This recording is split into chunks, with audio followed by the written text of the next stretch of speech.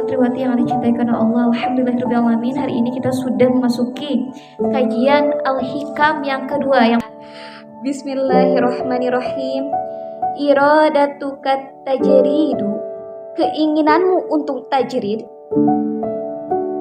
ma'a iqamatillahi iyyaka, sementara Allah masih menegakkan engkau fil asbabi, dalam sebab, minasyahwati, dari syahwat, al-khafiyati, yang samar, wa iradatukal asbab, dan keinginanmu kepada sebab, ma'iqamatillahi iyyaka, saat Allah sudah menegakkan engkau fit tajridi, dalam tajrid, hitatun minal himmah, merupakan suatu kejatuhan dari himmah al-aliyati, yang tinggi.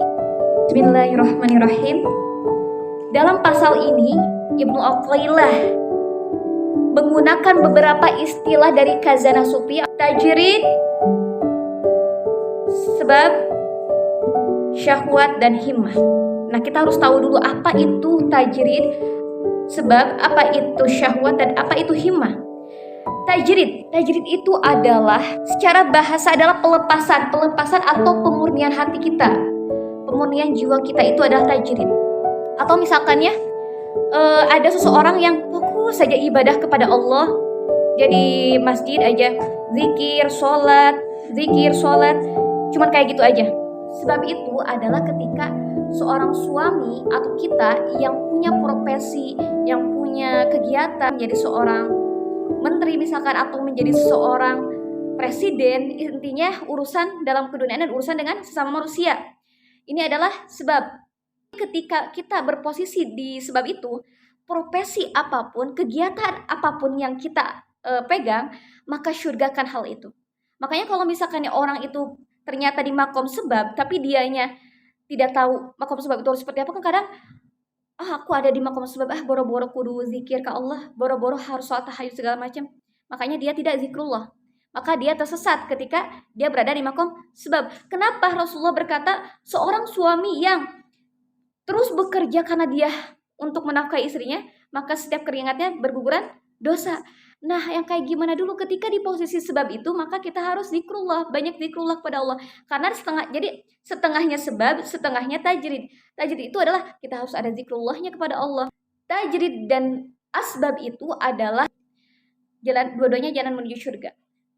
Jadi nggak ada yang paling bagus mana? Yang paling bagus apakah tajrid, apakah asbab? Ada tajrid mah fokus ibadah kepada Allah dan makannya juga makan dari tumbuh-tumbuhan, dari laut, itu juga bagus. Tapi apa yang Allah kehendaki saat ini kepada kita, kita harus menyadari diri. Oh, kita berarti yang aku sadari hari ini, aku ternyata ada di posisi apa? Apakah sebab, apakah tajrid?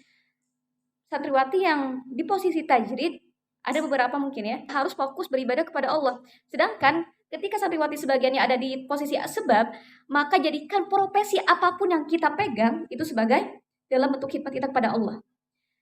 Jadi jangan sampai kita kerja itu cuma menumpuk-numpuk harta. Aku tuh kerja tuh untuk bisa memberi kepada anak yatim. Aku bekerja karena aku supaya bisa memberikan nafkah kepada orang tua. Misal orang tua kita tuh memang harus kita beri nafkah.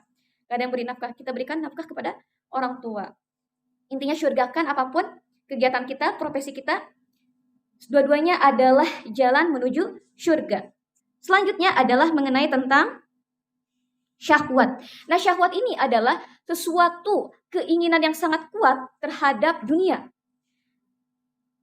Tentang makanankah, lawan jenis, lalu harta. Nah, ini adalah syahwat. Ada juga yang namanya hawa nafsu, kesombongan, harga diri. Selanjutnya adalah ada himmah. Himmah juga salah satu adalah suatu keinginan yang tinggi juga. Tetapi kalau himmah itu beda dari syahwat. Kalau himmah itu adalah keinginan tingginya menuju Allah. Misalkan dalam menuntut ilmu, meraih cita-cita.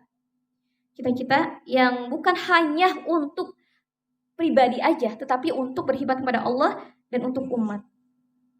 Jadi santriwati, kalau santriwati punya cita-cita yang tinggi itu sok silahkan, boleh banget punya cita-cita yang tinggi, setinggi-tinggi apapun, tetapi jangan sampai cuma buat diri kita sendiri, buat memperkaya diri sendiri, tetapi untuk berkhidmat kepada Allah dan umat.